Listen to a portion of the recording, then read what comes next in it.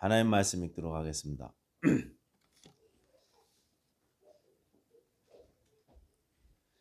누가복음 24장 1절부터 6절까지 한 목소리로 다 같이 합독하시겠습니다. 시작. 안식 후 첫날 새벽에 이 여자들이 그 준비한 향품을 가지고 무덤에 가서 돌이 무덤에서 굴려 옮겨진 것을 보고 들어가니 주 예수의 시체가 보이지 아니하더라. 이로 인하여 근심할 때에 문득 찬란한 옷을 입은 두 사람이 곁에 섰는지라. 여자들이 두려워 얼굴을 땅에 대니 두 사람이 이르되 어찌하여 살아있는 자를 죽은 자 가운데서 찾느냐. 여기 계시지 않고 살아나셨느니라. 갈릴리에 계실 때에 너에게 어떻게 말씀하셨는지를 기억하라. 아멘. 기도하겠습니다. 하나님 아버지 감사합니다. 이 시간에 살아계신 하나님의 역사를 우리가 체험하는 귀한 시간 되게 하여 주시고 죽음을 이기시고 부활하신 우리 예수님을 온전히 찬양하고 예배하는 시간 될 수 있도록 주의 역사해 주시옵소서. 이곳에 있는 모든 사람에게 한 사람 한 사람 역사해 주시옵소서. 하나님의 은혜 가운데 우리가 주의 임재를 체험하는 귀한 시간 되게 하여 주시옵소서. 하나님 이곳에 함께하지 못한 성도님들을 기억하여 주시고 그들 또한 동일한 은혜로 주님께서 채워주실 줄 믿습니다. 감사드리며 예수님 이름으로 기도하였습니다. 아멘. 여러분 현대 물리학에 관심이 좀 있으신지 모르겠는데요. 천체 물리학, 별 연구하시는 분들 이야기를 한번 들어보면 참 재밌습니다. 그런 분들 이야기를 강의를 좀 들어보면 시간은 중력에 의해서 늘어날 수도 있고 줄어들 수도 있다 이런 이야기를 합니다. 그러니까 어떤 사람이 우리가 로켓가 정말 발전해 갖고 엄청나게 지구보다 중력이 강한 별로 우리가 착 옮겨서 갈 수 있다면 이 땅의 기준으로 봤을 때 1000년, 만년도 사람이 살 수 있다는 거예요. 계속 오랫동안 사니까. 영원히 죽지 않고 살 수도 있습니다. 그렇게 큰 별이 있다면 말이죠. 근데 이 우주에 엄청나게 많은 별들이 있죠. 심지어 어떤 이야기까지 하느냐면 시간도 흐르지 않고 멈춰 있을 수 있다 이렇게 이야기합니다. 이게 요즘에 과학에서 하는 이야기입니다. 과학, 어떤 종교에서 하는 이야기가 아니고 이런 게 다 뭐 수학적이고 이론적인 이야기들이지만 우리가 이렇게 보는 이 세상은요, 우리가 사는 이 세상은 어마어마하게 크고 이 자연계에는 우리가 이해하지 못하는 일들이 넘쳐나고 있다는 것입니다. 설명하지 못하는 신비로운 일들로 가득 차 있다는 것입니다. 그런데 그런 학문들이나 그런 공부들을 우리가 이해하지 못한다 그래서 아니 시간이 흐르지 않고 멈춰 있고 사람이 영원히 살 수 있다고? 그 말도 안 되는 얘기지. 나는 압니다 하고 무시해 버릴 수는 없습니다. 어떤 분들이 평생을 거쳐서 공부해서 내놓은 학문의 결과이기 때문에 그렇습니다. 만약에 그런 것들은 나는 안 믿어. 나는 이 세상에서 내가 사는 요게 전부야. 내가 아는 게 전부야. 이렇게 생각한다면 그 사람은 어리석은 사람일 것입니다. 제가 왜 이런 말씀을 드리느냐 하면 하나님의 사랑은요. 우리의 머리로는 이해할 수 없는 범주입니다. 우리 이성으로는 이해가 안 갑니다. 그런데 이해가 안 간다 그래서 나는 믿을 수 없다라고 한다면 그 사람이야말로 어리석은 사람이라고 제가 말씀드리고 싶은 것입니다. 우리 신앙의 대부분은요. 우리 머리로는 이해하기 힘든 것들입니다. 성경이 말씀하시는 것은요. 이해하기 힘든 것들이 너무나 많습니다. 하나님의 사랑, 하나님이 인간이 되심, 죽으심, 부활과 승천, 다시 오심, 그리고 영원한 생명 모두 다 우리 머리로는 이해가 불가한 것들입니다. 우리는 성경이 말씀하시는 것만 믿음으로 받아들이고 성경이 말씀하시는 것을 믿음으로 믿습니다. 이게 따진다고 이해가 될 수 있는 것이 아닙니다. 이해가 안 갑니다. 왜 천지 하나님께서 미물 같은 나를 대신해서 죽으셔야만 했는지 이해가 안 가요. 왜 그 수십억의 수많은 인류들 그 많은 세상 만물들을 다 제껴 넣으시고 나를 사랑하셨는지 우리 이성으로는요 이게 도무지 이해가 안 가는 것입니다. 이해가 안 간다고 해서 거부해서는 안 된다는 말씀을 제가 드리고 싶은 것입니다. 예수님 당시에 부활이 없다고 믿었었던 사두개인들이나 또 현대의 공산주의자들 그리고 그 외 많은 사람들이 그런 사람들은 이 땅에 이 보이는 삶이 전부라고 생각합니다. 그냥 죽음은 끝이라고 생각해요. 영혼도 없고 눈에 안 보이는 건 없다고 생각합니다. 그냥 눈에 보이는 이런 것들이 전부고 그래서 최고의 가치가 물질이라고 생각하는 사람들이 그런 사람들이에요.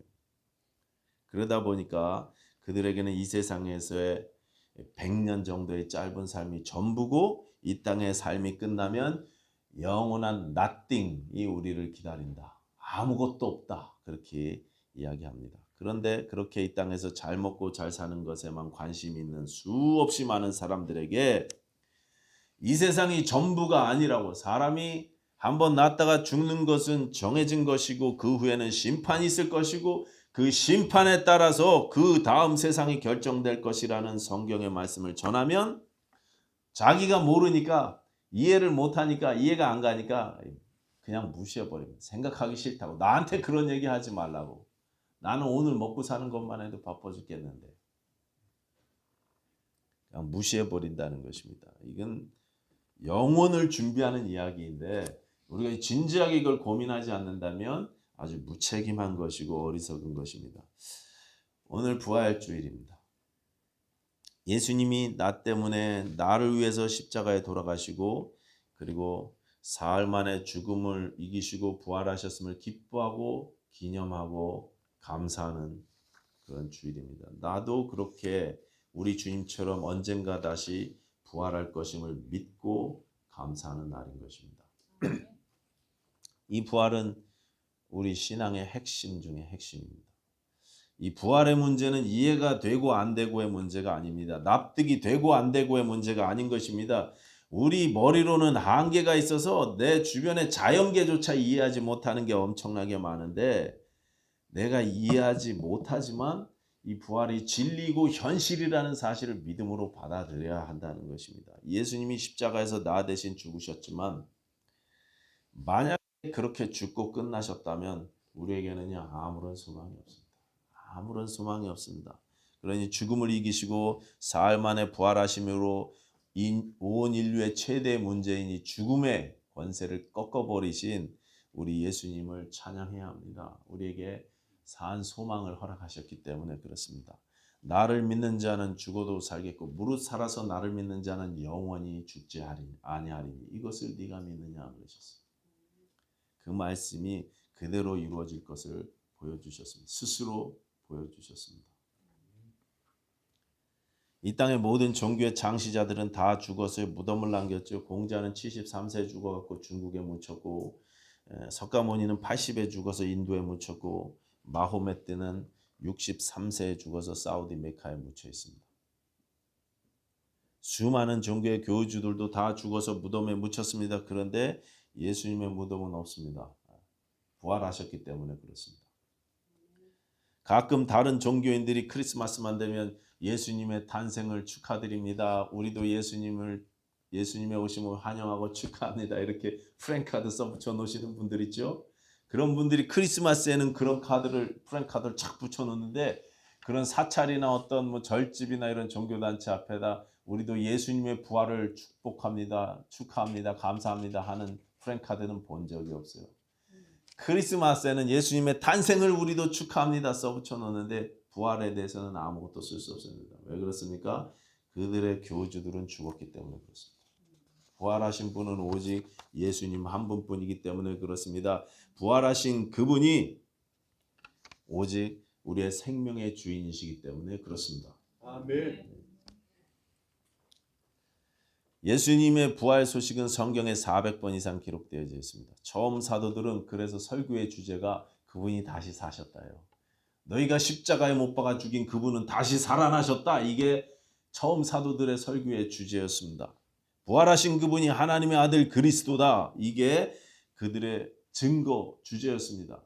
그들은 스스로 나는 부활의 증인이다 이렇게 이야기했습니다. 기독교의 핵심 부활입니다. 그런데 성경 어디에도 예수님의 부활이 이 부활이라는 게 도대체 어떻게 가능하냐 이렇게 토론하고 논쟁하고 의논의 대상으로 삼은 것은 없습니다. 오직 예수님은 부활하셨습니다라는 선포만 있어요. 믿고 받아들여라 이것만 있습니다. 뭐 이렇게 해서 살아났네 저렇게 해서 살아났네 이론적으로 어떠네 저떠네 그런 말이 없습니다. 그분의 부활이 진리이기 때문인 것입니다. 증명이 필요 없고 설득이 필요 없는 것입니다. 오직 선포된 말씀, 선포된 부활을 내 고집과 이해를 내려놓고 받아들이느냐 받아들이지 못하느냐 이 문제만 있습니다. 로슈맥 로드라는 분은요 이런 말을 했습니다. 예수 그리스도의 부활이 사실이 아니라면 기독교는 인류 역사상 최고의 사기극이다. 부활이 없으면 기독교는 최고의 사기극이다. 그러나 부활이 사실이라면 부활을 알지 못하는 사람들에게는 최대의 비극이 될 것이다. 고린도전서 15장 14절에서 사도는 이렇게 말합니다. 그리스도께서 만일 다시 살아나지 못하셨으면 우리가 전파하는 것도 헛것이요 또 너희의 믿음도 헛것이며 이렇게 시작하고 쭉 이어서 맨 나중에 만일 우리가 바라는 것이 다만 이 세상의 삶뿐이면 모든 사람 가운데 우리가 더욱 불쌍한 자이리라. 부활이 없으면 예수 믿는 자들이 가장 불쌍한 사람들.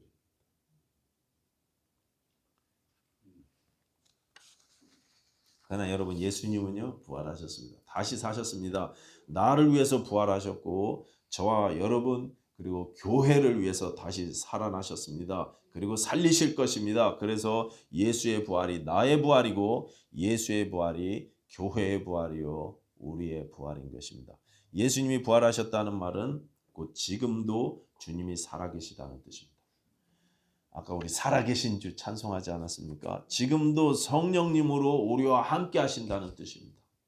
예수님이 살아계셔서 나와 함께 하신다는 뜻이에요. 부활하셨다는 말은요. 그래서 내가 부활의 주님을 만났다는 것은 살아계신 하나님을 만났다는 그런 뜻입니다. 예수님이 살아계시고 지금도 나와 함께 하신다고 믿는 분들이 부활을 믿는 분들입니다. 여러분 그렇게 믿으십니까? 그렇다면 여러분 주께서 살아계시고 지금도 나와 함께 하신다면 그분이 나를 사랑하신다는 사실을 믿는다면 여러분 생각해 보십시오. 나는 왜 이렇게 살고 있는지. 예수님의 그 부활이 살아계신 예수님이 내 삶의 실제가 되고 있는지 생각해 보십시오.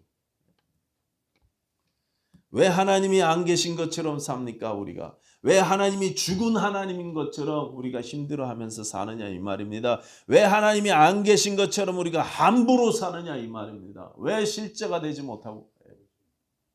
제가 오늘 아침에 많이 늦었어요. 집에서 시간을 잘못 봐갖고 아직 시간이 한참 남은지 알고 그냥 뜸을 잔뜩 들이다가 1시간은 착각을 했어요. 그래갖고는 엄청나게 막 차를 몰고 막 과속을 하면서 왔거든요. 오늘따라 신호가 다 막혀요.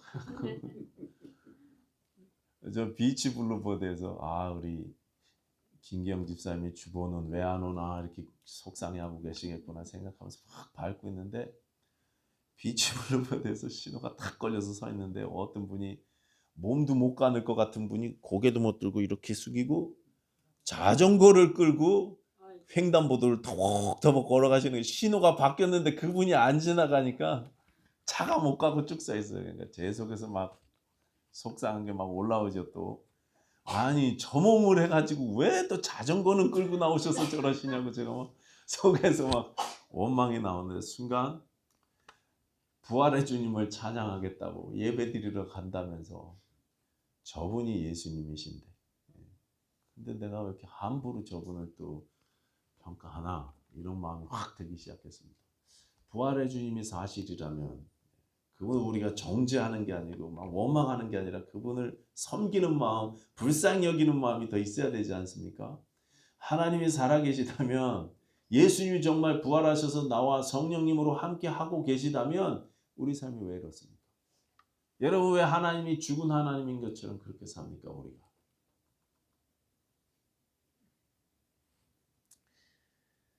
오늘 본문 5절, 6절 다시 보시기 바랍니다. 5절, 6절.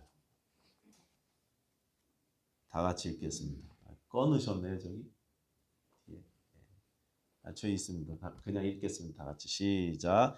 여자들이 두려워 얼굴을 땅에 대니 두 사람이 이르되 어찌하여 살아있는 자를 죽은 자 가운데서 찾느냐 여기 계시지 않고 살아나셨느니라.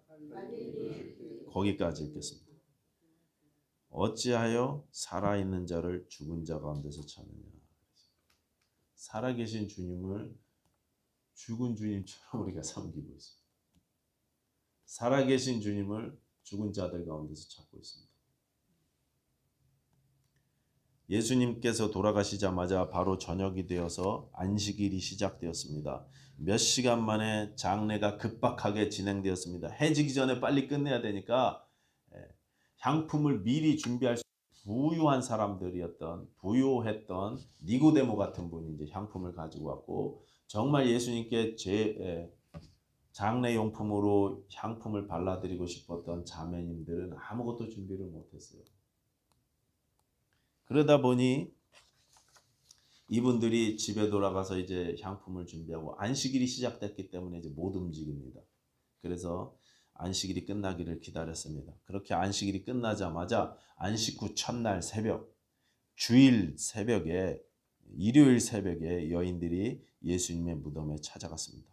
시신의 향품이라도 발라드리고 싶어서 이른 아침부터 찾아간 것입니다. 그런데 무덤을 막은 문이 돌이 굴러져 있었죠. 열려 있었습니다. 누군가요? 옮겼어요. 로마의 그 무시무시한 그 실이 이거 열면 죽인다고 실이 탁 빌라도에 의해서 딱 돼 있었는데 그 실을 끊어내고 그 무덤 문이 열려 있었어요. 그리고 그 안에 예수님의 시신은 없었습니다. 그 모습을 본 여인들이 놀라고 근심하고 있을 때 두 명의 천사가 나타나서 말합니다. 마치 법궤 위에 앉아있던 두 명의 천사처럼 무덤 좌우에 두 명의 천사가 앉아서 이야기하시기를 어찌하여 살아있는 자를 살아계신 분을 죽은 자 가운데서 찾느냐 여기 계시지 않고 살아나셨느니라. 어찌하여 너희는 하나님이 죽은 하나님인 것처럼 그렇게 사느냐 이것입니다. 어찌하여 부활하신 주님이 부활하시지 못한 것처럼 무덤에 계신 것처럼 니네 신앙생활이 그 모양이냐.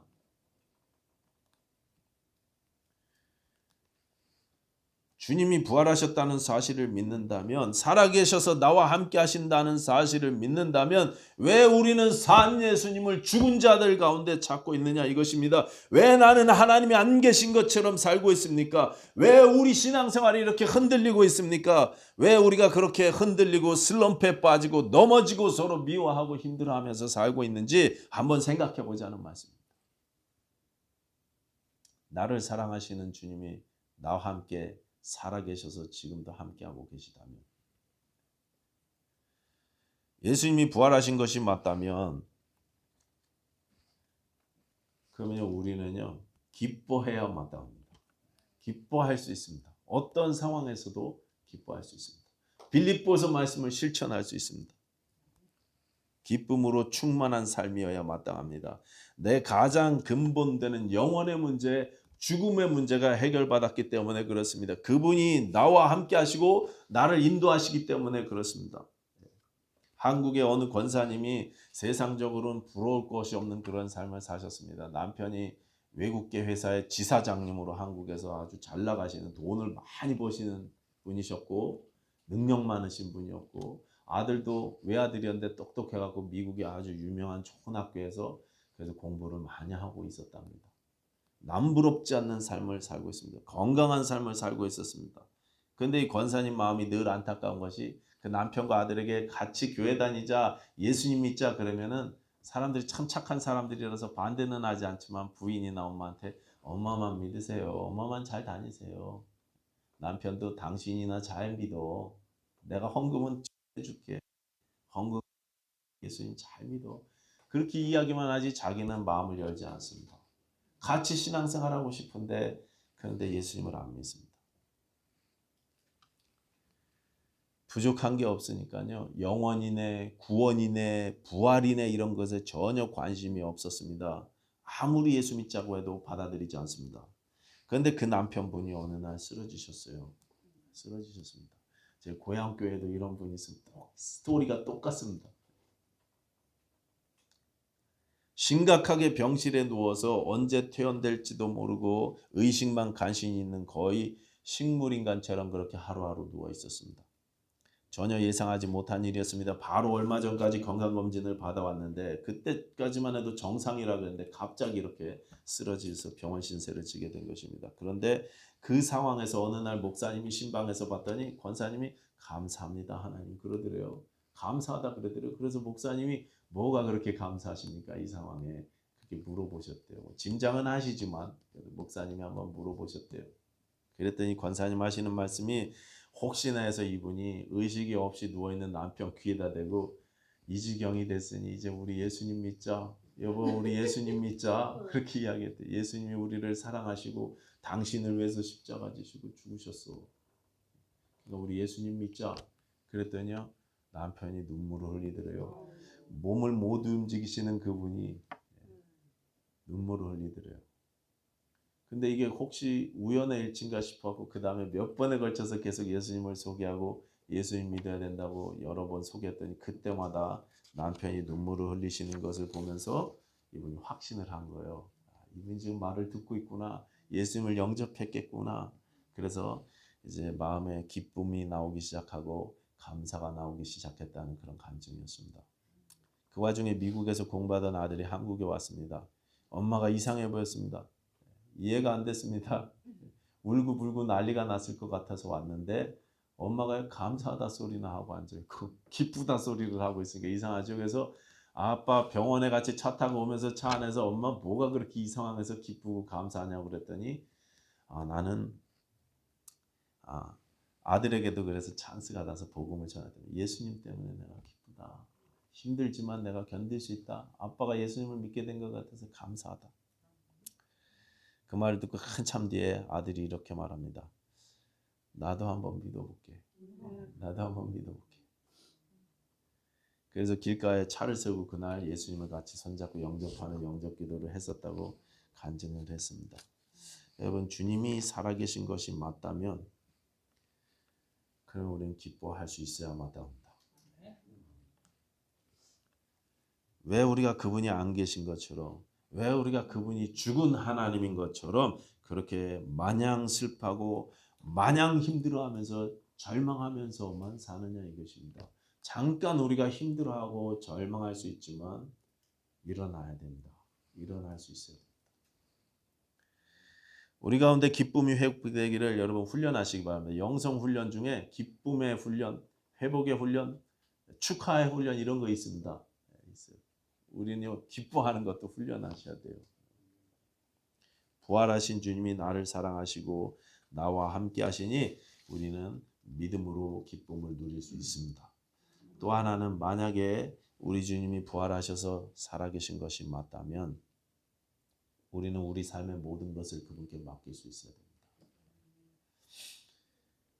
하나님을 모든 영역에서 의지해야만 됩니다. 내가 내 힘으로 내 능력으로 하려던 모든 노력들을 내려놓고 하나님의 은혜에 의지해야 돼요. 모든 일에 하나님을 의지해야 됩니다. 제가 개인적으로 알던 네드 선교사님, 스카이 선교사님 부부는 이집트에서 사역하셨다 그랬잖아요. 그분들이 이집트에서 사역하실 때는요. 아이시스가 중동에서 난리를 칠 때였습니다. 이집트에도 막 영향을 끼쳤고 콥틱 교회 예배드리는데 들어가서 막 폭탄 테러해서 사람들 죽이고 막 이럴 때였습니다. 이분들이 어느 날 하루 이집트 시골 마을을 지나다니면서 전도를 해갖고 선교지 가면 막 이 역사가 막 일어나잖아요. 선교지 가보신 분들 거기서 막 안수기도 하고 막 역사가 일어납니다.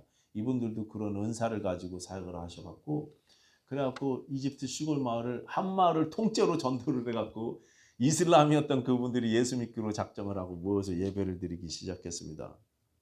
그런데 아이시스 영향을 받은 극단적인 이슬람 신도들이 이웃 마을에서 이 마을에 쳐들어왔어요. 이 마을이 다 예수교로 바꿨다는 소식을 듣고 복수하겠다고 쳐들어왔어요. 와서 사람들을 때리고 묶어놓고 핍박하고 집에 불을 지르고 심지어는 팔로 칼을 잘라버리고 그래서 막 피가 철철 흐르게 만들고, 그리고 이제 30몇 개월 된 아기를 때려갖고 팔을 골절시켰는데 이 아기는 결국 목숨을 잃었습니다. 쇼크로. 그리고 예수의 옛자도 말하지 말라고 어떤 사람 본보기로 데려다 혀를 칼로 싹 거버렸어요. 끔찍한 일을 이 네드 스카이 선교사님 목전에서 받고, 이 그곳에 새로 예수 믿게 된 성도들이, 선교사님들은 대피시켜갖고 숨어서 본 거예요.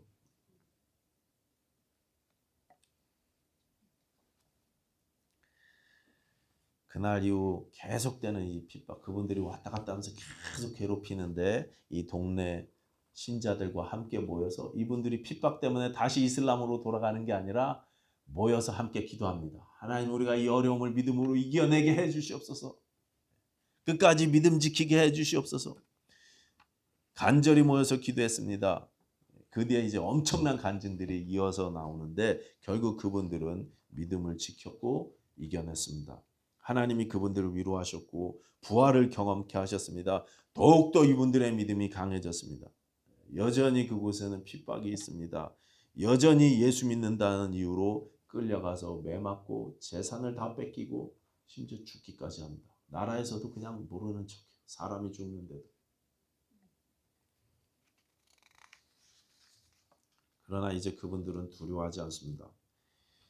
이 땅에서는 죽어 떠나야 하지만 저곳에서는 우리 주님 앞에서 다시 살아날 것을 믿기 때문에 담대히 핍박 가운데서도 신앙을 지키는 것입니다.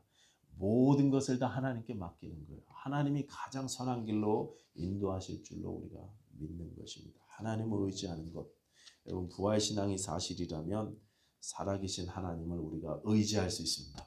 그분께 맡길 수 있습니다. 여러분, 흔들리지 마십시다. 내 모든 문제를, 죽음의 문제까지도, 삶과 죽음의 문제까지도 우리 하나님께 맡기면서 간절히 기도하면서 사십시다. 마지막으로 우리 주님이 부활하셔서 살아계신 것이 맞다면 우리도 기꺼이 주님처럼 내게 허락하신 십자가를 질 수 있습니다. 우리도 기꺼이 나의 십자가를 질 수 있습니다. 믿음의 조상 아브라함은 부활을 믿었기 때문에 아들 이삭을 바칠 수 있었습니다. 내가 이 아들을 드린다 그러면 하나님께서 돌려주실 것이다.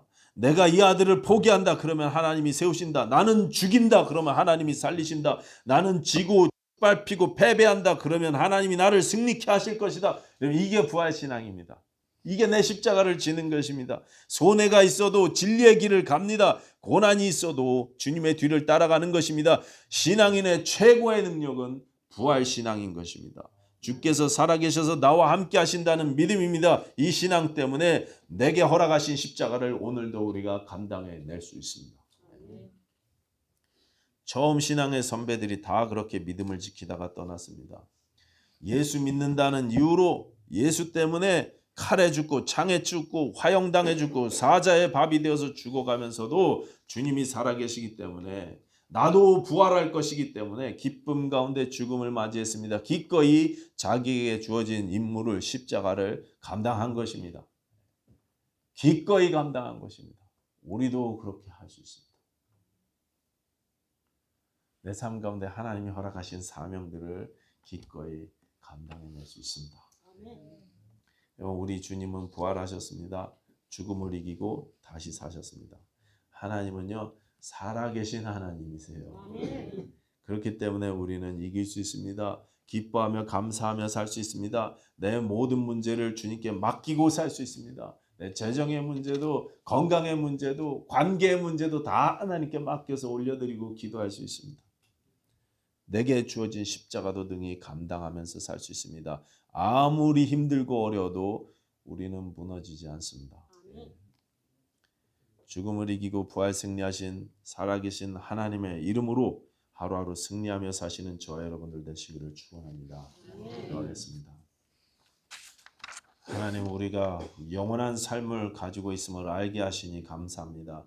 우리 주님처럼 다시 살아날 것을 알게 하시니 감사합니다. 하나님, 이 신앙을 가지고 우리가 기뻐하며 살게 하여 주시옵소서. 주님께 맡기고 살게 하여 주시옵소서. 아무리 힘들고 어려워도 내게 맡겨주신 사명을 능히 감당해낼 수 있는 저희들 되게 하여 주시옵소서. 예수님 이름으로 기도하였습니다. 아멘.